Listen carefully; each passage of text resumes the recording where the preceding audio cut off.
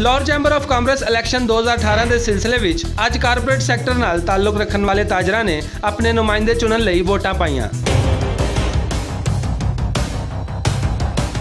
इस इलैक्शन विच पियाव founder alliance ते Lahore business front के उम्मीदवारों विच मैदान लग्या, जिहदे बारे पियाव फाउंडर अलायंस के रहनुमावां दा आखना है कि लाहौर की ताजर बरादरी पियाव फाउंडर अलायंस दीयां खिदमतां नूं याद रखेगी ते एक बारी फिर पियाव फाउंडर अलायंस नूं ही कामयाब करवाएगी। अज दा इलैक्शन भी सुनिया, मैं तुहानूं एडवांस दस दिना कि मेरा तजर्बा इन्ना कली इलैक्शन का बूथ क्लोज नहीं होया।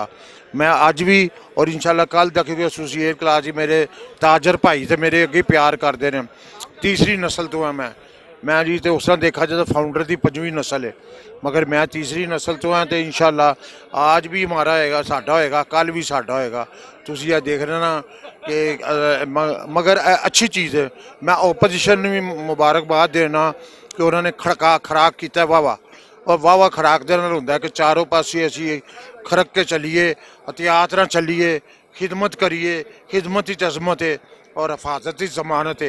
अगर असी खिदमत करांगे, काम करांगे तो पियाव फाउंडर अगे चलेगा, नहीं तो असी भी 5-0 होकर रह जावांगे। दूजे पासे लाहौर बिजनेस फ्रंट के सपोर्टरां ने भी अपनी कामयाबी के दावे करदे होया आख्या कि लाहौर चैंबर विच ताजर बरादरी के मसाइल हल करने की भरवीं कोशिश की जाएगी। चैंबर फॉर ऑल ਇਹਦਾ मतलब है कि चैंबर जड़ा वो सब वास्ते सावी है, सब वास्ते यकसा है।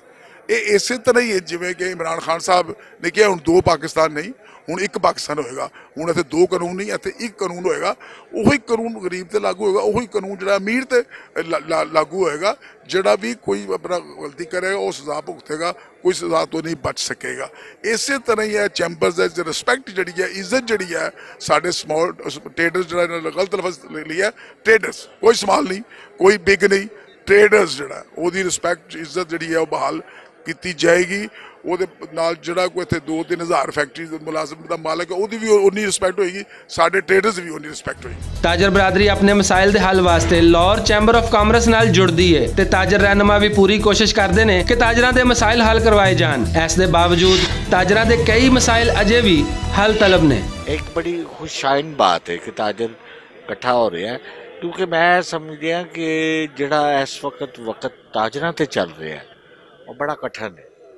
इस तो पहले ताजरां ते इन्ना कदी नहीं आया पाकिस्तान की तारीख 70 सालों च नहीं आया जो अज बुरा हाल है। इंडस्ट्री बंद पई है, कारोबार है नहीं, बैरूनी जिहड़ियां ताकतां ने उन्होंने मसलन अफगान ट्रेड, चाइना ट्रेड उन्होंने साड़ी बर्बाद कर दी सारी इंडस्ट्री। अज उन्होंने सारे नुकसान का वेला है कि जी हुकूमत टैक्स कर दी है, लेकिन टैक्स लैंदी कोई नहीं। लोग देना चाहते हैं लेकिन तरीकाकार कोई नहीं हुकूमत दे कोल।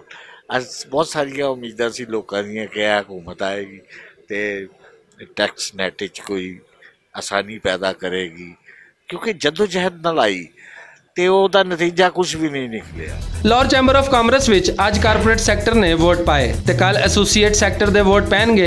ਉਮੀਦ ਕੀਤੀ ਜਾ ਸਕਦੀ ਹੈ ਕਿ ਜਮਹੂਰੀ ਤਰੀਕੇ ਨਾਲ ਆਉਣ ਵਾਲੇ ਤਾਜਰ ਰਹਿਨੁਮਾ ਤਾਜਰ ਬਰਾਦਰੀ ਦੇ ਮਸਾਇਲ ਨਾ ਸਿਰਫ ਹਕੂਮਤ ਤੱਕ ਪਹੁੰਚਾਉਣਗੇ ਬਲਕਿ ਉਹ ਮਸਾਇਲ ਹੱਲ ਕਰਵਾਉਣ ਵਿੱਚ ਵੀ ਆਪਣਾ ਪੂਰਾ ਕਿਰਦਾਰ ਅਦਾ ਕਰਨਗੇ। ਕੈਮਰਾਮੈਨ ਜ਼ਿਸ਼ਾਨ ਭੱਟ ਦੇ ਨਾਲ ਅਸਗਰ ਅਲੀ, ਭੁਲੇਖਾ ਟੀਵੀ, ਲਾਹੌਰ।